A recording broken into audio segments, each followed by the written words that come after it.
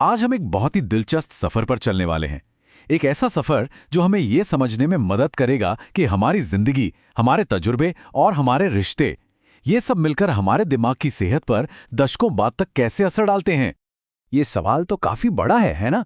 मतलब जरा सोचिए कि आज हम जो कर रहे हैं, जो महसूस कर रहे हैं, वो हमारे आने वाले कल की, हमारे बुढ़ापे की सेहत की कहानी लिख रहा है। और जानते हैं इसका जवाब कहाँ छुपा है?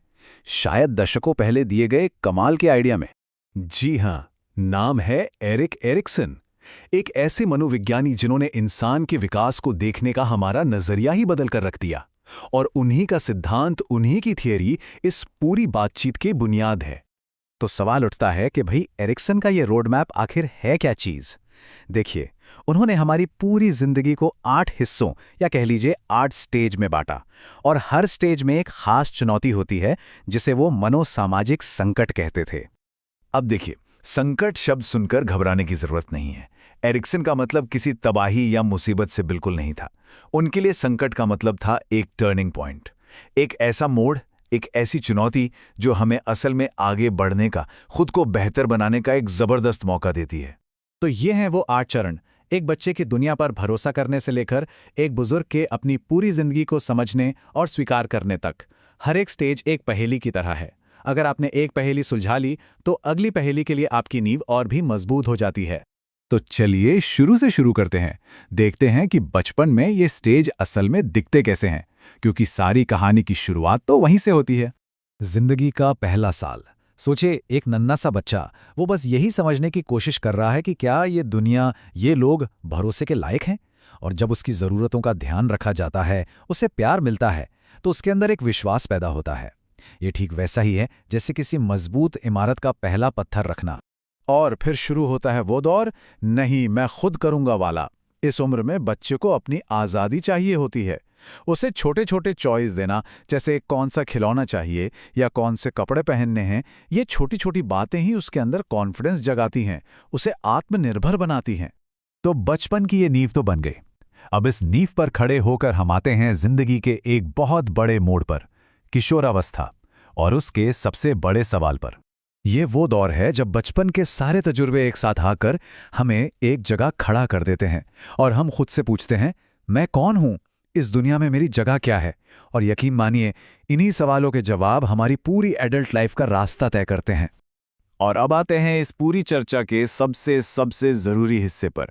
अब हम ये देखने वाले हैं कि हमारी मिडिल एज यानी अधेड़ उम्र में जो होता है, वो कैसे दशकों बाद हमारे दिमाग पर अपनी गहरी छाप छोड़ता है। इसके लिए रिसर्चर्स ने एक कमाल का काम किया। उन्होंने कुछ लोगों को 75 सालों तक फॉलो किया। जी हां, 75 साल, किशोरावस्था से लेकर बुढ़ापे तक।